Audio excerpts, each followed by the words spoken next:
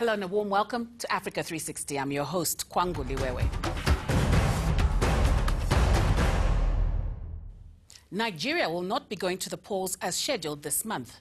The Electoral Commission has decided on a 6-week suspension of elections due to security concerns in the northeast, where Boko Haram continues causing instability. This week on Africa 360, we look at the implications of the postponement. Our senior producer, Lindy Mutongana, brings us a look at the reaction to the decision that has drawn criticism in Nigeria and around the world.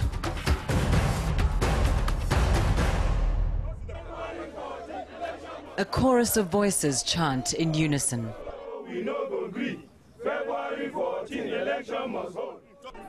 Protesting against the decision of Nigeria's Independent National Electoral Commission to postpone elections by 6 weeks. INEC Chair Atahiru Jega made a televised announcement, citing the Nigerian army's focus on the Boko Haram insurgency as an obstacle to free and fair elections. Our hope is that with this rescheduling, the security services will do their best to ensure that the security environment needed for safe and peaceful conduct of the 2015 elections is rapidly put in place. The opposition All Progressives Congress has called the postponement a major setback to Nigerian democracy, while the U.S. State Department has criticized INEC for using security concerns as a pretext for impeding democracy. This postponement is by itself an exceptional circumstance. I think that's my reading of it, that it's an exceptional circumstance. As I said before, that the electoral calendar of a country, part of that democratic process is to respect that calendar. And if we cannot respect it, there must be circumstances that must call for it. The world knows all too well the horror that Boko Haram has inflicted on Nigeria since 2009. But what will 6 weeks change that 6 years hasn't? I think the government is betting on the fact that probably in 6 weeks we'll have the multinational joint task force deployed. Probably in 6 weeks the government could actually borrow from the Chadian intervention. Remember, Chad has only been on the ground for a very short time. And if Chad were to coordinate well with Nigeria, I'm sure they could have certain breakthroughs. Maybe this, at least in terms of the short term, would help, because there's people coming into Nigeria from parts where Boko Haram would normally come from. But as a long-term strategy, I'm not quite sure how that will pan out. But the excess of Boko Haram is quite traumatic for all of us. Whatever little faith many held in the PDP government is surely being tested. Right now, I'm very angry. I'm a very, very angry Nigerian. I'm not even angry at the government alone. I'm angry at citizens who sit down and take this things being thrown at them and do nothing about it. Where are we? We need to hit the streets. We need to ensure that we matter. With a dramatic fall in the oil price and a fiercely brazen Boko Haram, the challenges facing Nigeria seem to be mounting. And there's little hope that the grass will be any greener in 6 weeks' time. Let's now hear from Nigeria's former president, Olusegun Obasanjo. He joins us now from Nairobi in Kenya. Mr. President, thank you for your time. Let's go straight into it. What are your thoughts on the postponement of the Nigerian election? Well, I don't want to comment on that postponement yet, because I was not in. I was actually in Munich. So are you throwing your weight behind Buhari, since you have demonstrated little faith in Jonathan and you've called him incompetent? I didn't go on record. It's Nigerians that the Nigerians call me OBJ for short. That's how they call Obasanjo. And somebody decided to claim ABJ. So he turned OBJ to ABJ. And when he was asked, what does ABJ mean? He said, anybody but Jonathan. So it was not from me. But President Jonathan must have in mind what he wants to achieve. And I do hope whatever he has in mind, he has Nigeria, the interests of Nigeria also at heart and in mind, because that's very important. So is the Nigerian army capable of dealing with Boko Haram, the Boko Haram insurgency, in the space of 6 weeks when they failed to do so in 6 years? Well, I think what happens in the next 7 weeks will tell that story better. Because, well, for 4 years or so now, we know what has been achieved and what has not been achieved. But if there will be something different in the next 7 weeks, we will see. Thank you once again, sir, for taking time to speak to Africa 360. Do join us after the break for more on the Nigerian postponed elections. What would be the value of an election held amidst humanitarian carnage and suicide bombers? Who cannot vote? Dead bodies don't vote.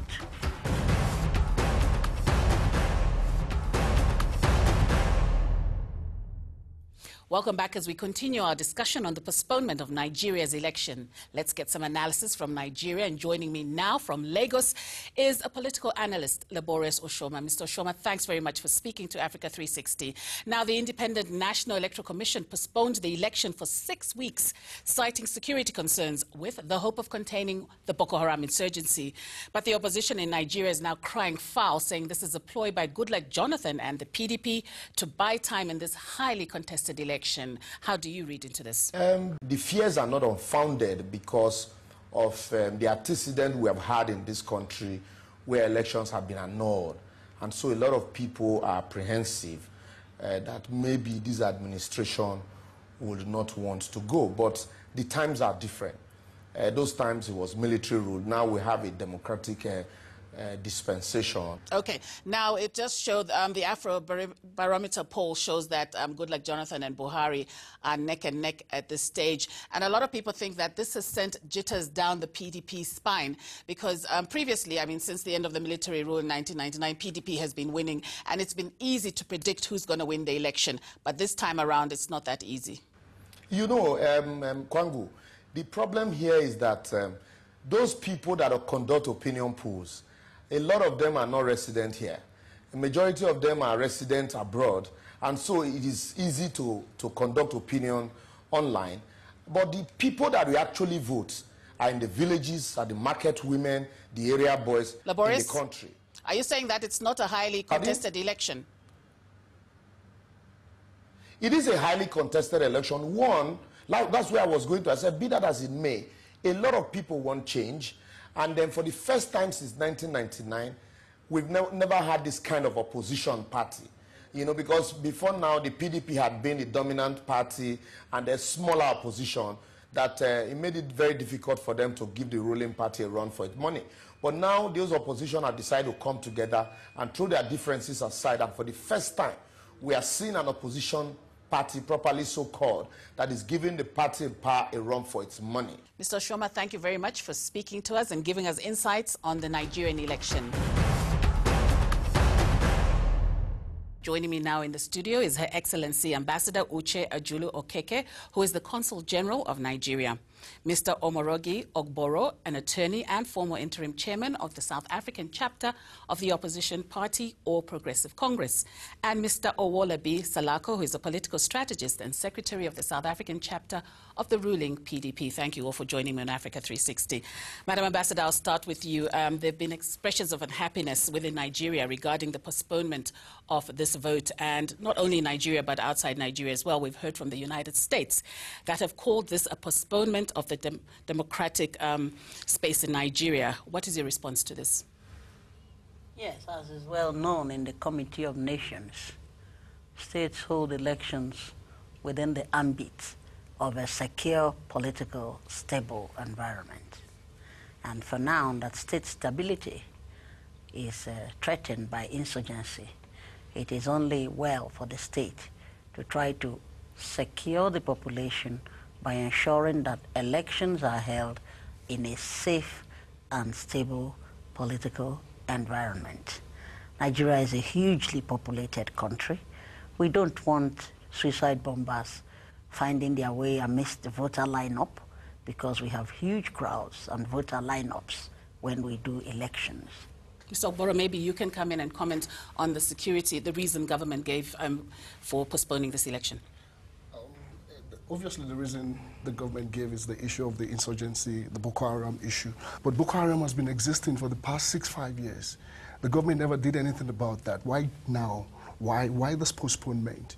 You know, the National Security Advisor only gave an instructed the eNCA chairman without consulting the National Security Council. The National Security Council is made up of the President, the Vice President, the Minister of Defense, the Minister for Interior, the Inspector General of Police, and even himself, the National Security Advisor himself. So you can't just make a decision. You're contravening Section 153 of the Nigerian Constitution. Madam Ambassador, maybe come in there. Is it true that he didn't consult the other people concerned? It is amazing that the National Security Advisor would give an instruction postponing elections without consulting his boss, who is also a member of the National Security Council. There is a contradiction there. And of course, elections are held for human beings, and it behoves on government to ensure that there is no carnage. What would be the value of an election held amidst humanitarian carnage and suicide bombers who cannot vote? Dead bodies don't vote, so you must make sure that elections, in spite of law, are conducted in a safe environment so that human beings can vote. The same National Security Advisor who we are talking about, Sambo Dasuki, on the 22nd of January in a talk at Chatham House in London, talked about postponing the elections, citing the distribution of voter cards as the main reason. Barely 10 days or 12 days later, he turns around and talks about security. In both instances, when he was in London, he didn't refer to security, and when he talked about the security issue, he did not refer to the distribution of voters' cards. How do you read into this? The President insisted that election should take place in about 4 states that have been affected by the insurgency. Because if that do not happen, it's going to vindicate the opposition party on the allegations against him that he do not want election to take place in their strongholds.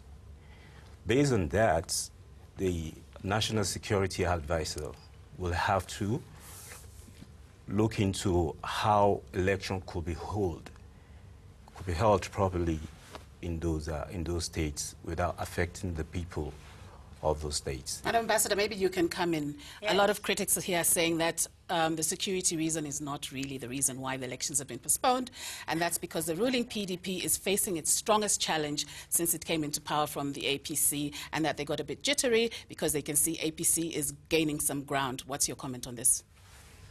Well, that's what democracy is all about. Buying time? No, that's what democracy is all about. That if the PDP, the APC is the better party, then they win. That's why we are democratic. And if the PDP is the better party, they remain in power. And if the Nigerian electorate decides that the APC is the better party, they will vote them in power. But most importantly, government has considered that it is not right for any Nigerian citizen to be disenfranchised. And so you cannot move freely in the 4 affected states where the insurgency has their stronghold. But Madam Ambassador, will the situation be contained in 6 weeks, something Yes. that they failed to do in 6 years? No. The government is gaining the upper hand in containing the insurgency. But we've been hearing that for a long time, Madam Ambassador. Otherwise they would have overrun Abuja. So that hasn't happened. The government is indeed gaining an upper hand. And of course, you are aware that they are introducing new tactics. They didn't used to be suicide bombers before. They didn't used to be child soldiers before, especially female suicide bombers. So it shows you the terrorists are getting more desperate. Well, my guests, just hold on to that thought. We need to take a break. We'll get more from my guests after this break. Please don't go away. Your Excellency, what was the contingency? Didn't the government foresee this beforehand? Didn't the government see that we have a security problem for the past 6 years? Exactly.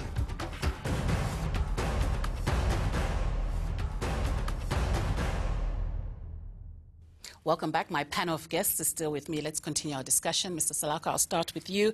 Surely the PDP should now concede the fact that government has essentially failed to keep Boko Haram under control. Boko Haram actually has much influence and power to even delay an election. What's your comment on this? I wouldn't say Boko Haram has a very strong influence on power to even delay election, because if you look at the way Boko Haram has been metamorphosing in the recent times and how they operate, they come into the Nigerian territory from the forest and the fringes of the borders to attack the Nigerian citizens living around their territory. And after performing all their atrocities, they run back to the fringes of the neighboring borders. But now that the neighboring countries like Chad, Niger, Cameroon have come together as a coalition force to battle the insurgency, it's going to be quite easy to wipe them off the surface in the next 2 to 3 weeks, because if they are attacking them from their home border fringes and Nigeria is doing the same, they will not have anywhere to hibernate. And before you know it, in the next 2 to 3 weeks, the issue will be sorted out around Boko Haram insurgencies. Madam Ambassador, maybe you can come in here and talk about the multinational force. No, it's, the thing is that multinational force, initially everybody said it was a Nigerian problem. But you will recall, if you are in touch with West Africa, that the Niger, the Boko Haram attacked, I think they killed 150 people, and there was a Boko Haram attack in Niger 10 days ago. So also, it's not a Nigerian problem. It's a problem that metamorphosed with the disintegration of Libya and all the soldiers roaming the deserts that are the poorly policed northern borders of the Sahara and the difficult living terrains of the Sahara has bred this radical insurgency for states. So it's a Cameroonian problem, it's a Nigerian problem, it's a Chadian problem, it's a Malian problem, and that is what gave rise to the multinational force. Mr. Okboro, do you agree or believe in the strength of this multinational force? I totally don't believe in that, because the neighboring country in the west of Africa has been existing ever since. There's been a Boko Haram insurgency in Cameroon. There's been Boko Haram insurgency in Chad. The Nigerian government knew all this ever since the inception of Boko Haram. So to me, it's a blatant excuse. What stops the state or the government or the Nigerian government to call all stakeholders, all political parties to come to roundtable discussion and okay, what was the contingency arrangement or program to this? Was there any contingency plan? They knew. No. I disagree with you. Mr. President is the Chief Security Officer of the Federal Republic of Nigeria. He is not obliged to call consultations when it comes to matters of state security. It falls on his plate, and he dealt with it as he deems fit. And also, coming to talk of Boko Haram existing for a while, you will agree with me that Boko Haram, yes, it existed for 6 years, but it was moving between sovereign territories. Nigeria cannot go into Cameroonian territory without Cameroonian consent, and vice versa. So it is only now that the problem has escalated, that the various countries have seen that it is not a Nigerian problem, that it is a regional problem. And it took a while for the states to appreciate this and come together. And so this did not happen in 6 weeks. Madam Ambassador, another school of thought would actually say, now this multinational force, we heard Shekau release a video a couple of days ago saying he's going to crush them as well. Some would argue that if you look at the situation of Al-Shabaab, when Kenya and Uganda got involved in the Somali problem with Al-Shabaab, what happened next? Their countries were targeted. So some say this will further regionalize the problem. How do you respond to that? Yes, that is what global terrorism is about, especially in poorly developed countries and with the difficult terrains of the Sahara, which help the insurgents. That's what they move, the mobility with which they move. Today they're attacking from Chad, next tomorrow they're attacking from Cameroon. They even go through the narrow stripe of Cameroon to go into Republic of Congo, where they have a safe haven. So these are the mobility is exactly part of what the insurgency. If they were a stationary force, they would have been history. Mr. Salako, let's look at Goodluck Jonathan, who's been criticized for his slow response to Boko Haram. Several examples are given, such as the kidnapping of the 200 girls, the Chibok girls. The next day, government turned around and said, no, there'd be no kidnapping. And then, of course, we know what happened after that.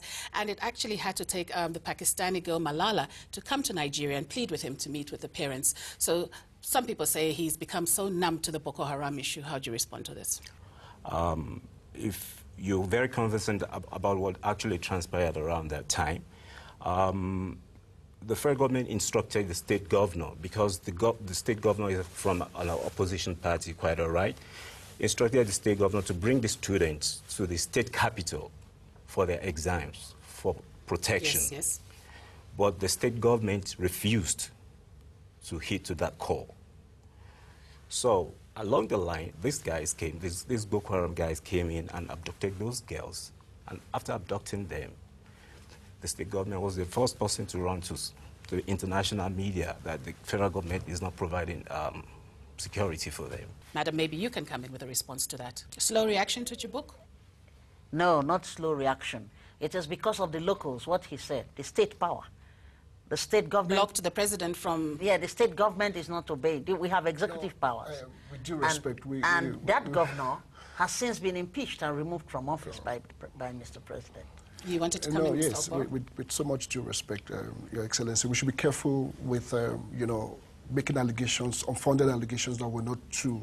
Please feel free to prove them. To be and sure. when you say they're unfounded, prove them otherwise. You understand. You don't equally make assuming regulations. Mr. President removed the sitting governor of Adamawa State for the simple reason of this Chibok incident. He was impeached because even the State House of Assembly was upset with him. Because and you know, excuse me, Chibok is over 300 kilometers from Abuja. Yes, Nigeria is not United States of America. We are not as developed, and we don't have the infrastructure that would require a rapid response. So we tend to rely more on the locals. And if a federal directive was given to a local sitting governor who did not obey and caused the embarrassment of Mr. President and the country, indeed, he was removed from office subsequently. Mr. Borough? I want us to concentrate on the postponement. I think we won't have much time. You were about to comment. Are you not commenting on her? No, I wouldn't go. I wouldn't really go into that. The issue is have your facts. Please go into that. That's what this program is all about. Yes, the issue here is, are we 6 weeks from now, are we going to have an election? Yes, we will. That's the major issue we should be looking at. We will have an election. I'm concerned about the postponement. So if Your Excellency is giving us the guarantee today Can I ask you a question? Then we will be fine. That's the main issue. What Nigerians are clamoring for, or the pains Nigerians are going for, is the postponement. Like I said earlier, we should be careful with historical necessity. Can I ask we shouldn't lead to June 12, 1993. We should be extremely we've not recovered from 22 years ago from what happened in June 12. And there's a likelihood that we're going down that route. Madam Ambassador? I wanted to ask him a question. Do you agree that human beings who go to vote have a right to peaceful voting? Your Excellency, what was the contingency? Didn't the government foresee this beforehand? Didn't the government see that we have a security problem for the past 6 years? Exactly. Your That is what the government has seen. No, but why now? All of a sudden, what can you do within 6 weeks? Wait. What can you do within 6 weeks? If I may advise you, terrorists do not work with calendars of government. I agree with you, Your Excellency. Since you agree with me, Your Excellency, since you agree with me that terrorists do not work with the calendars of government, and that also sovereign governments do not manipulate other sovereign governments, they negotiate with them. They don't force them. There's no coercion in the Committee of Nations, otherwise it is a state of war. So Nigeria has to get the agreement of the African Union, get the cooperation of the ECOWAS, and get the cooperation of the sovereign entities involved to be able to tackle Boko Haram on a regional scale, not the domestic scale. But Madam, you're not answering what was the contingency. Didn't they foresee that this would happen? I mean, Boko Haram has been Initially, Nigeria was not having the cooperation of the surrounding countries, initially. And so as they have just now come to the table. The multinational force is less than 3 months old. So it's a guarantee On March the 28th, there will be a general election, there will be election in the presidential election. This is the greatest political experiment in black civilization, the Federal Republic of Nigeria. Elections we hold on that day. Yes. Madam and on the Ambassador? 14th of April, governorship, gubernatorial elections will hold. If Madam it does not Ambassador, hold, bring me gentlemen, back to the studio. we have to end it here. Thank you very much for this lively debate. A big thank you to my guests, Her Excellency Ambassador Uche Ajulu Okeke, Mr. Omorige Ogboro, and Mr. Owolabi Salako. And that brings us to the end of this week's episode of Africa 360. You heard the ambassador give her word that elections will take place in Nigeria on the 28th of March. But do you believe her? What can really change in just 6 weeks? Tweet us your views at A360_eNCA or join the debate by going to our Facebook page. You can also send us an email to africa360@enca.com. So until next time, it's goodbye for now. Thanks for watching.